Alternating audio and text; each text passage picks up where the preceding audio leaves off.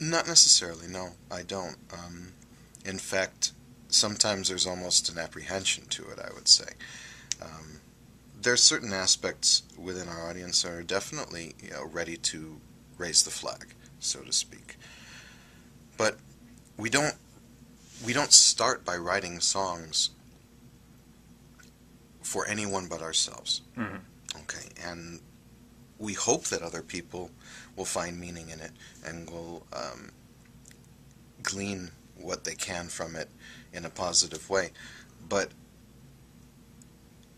the minute that you start being a slave to what other people's desires are, you're not really a true artist. You're not creating from your own passion, from your own sense of what's important to you. The conviction won't be there the same way. So I think that it always has to start with what is close to your heart as an individual. And hopefully other people will share the passion, or at least see it, feel it, and be able to appreciate it.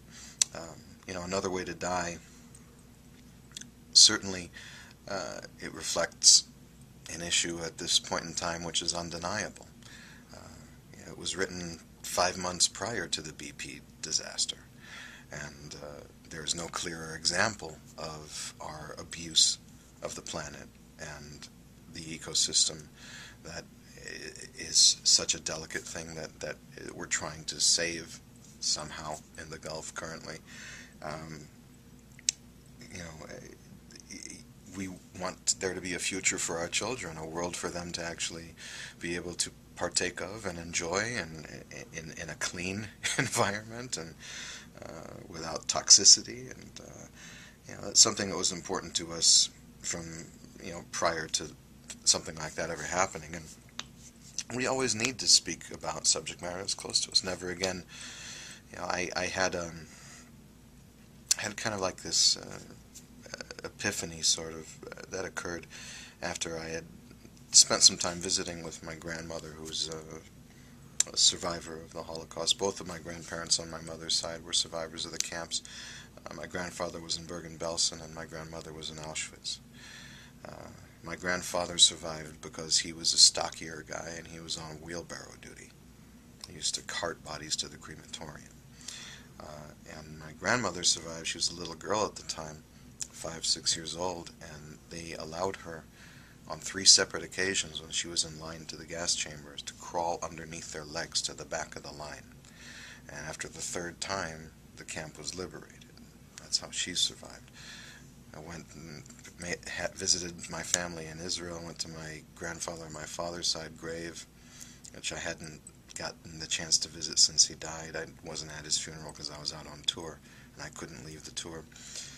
And everything kind of came full circle to me, and I kind of realized I went to Yad Vashem, which is the Holocaust Memorial in Jerusalem, and everything was very moving to me. And I'm like, something, with animals like Ahmadinejad out there who are ready to say that the Holocaust never occurred, and with the last remaining living generation of survivors about to be lost to us, I think it's important that people know that this is not just a story.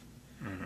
And to take it from something that's in a history book to creating a personal connection that, even if it only affects a minute number of people, but if people realize that this isn't just something that happened in a book, but this happened to my family, it wiped out my entire mother's side of the family, that maybe it becomes more real, maybe it becomes more tangible, and maybe it'll be something that at least I can do something small on my part to preserve their memory.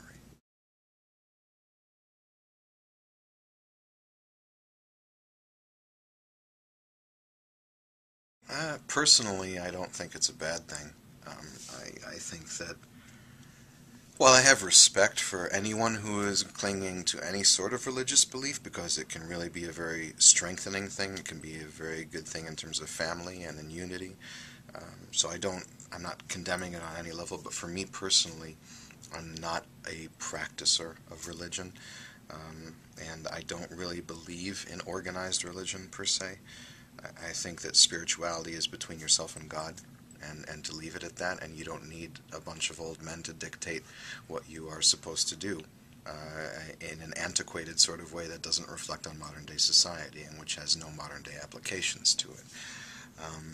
The you know, the death of religion, in many ways, is something that was even proclaimed by Friedrich Nietzsche back in the day. I mean, so science, he claims, killed religion.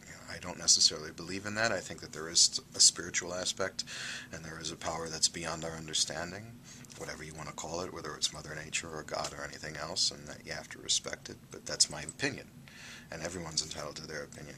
As far as the secularization of society within that country, I think it could only help, not hurt. I think that religion has been the catalyst for just about every single major conflict since the dawn of humanity. And the less of a catalyst it becomes, the better, as far as I'm concerned.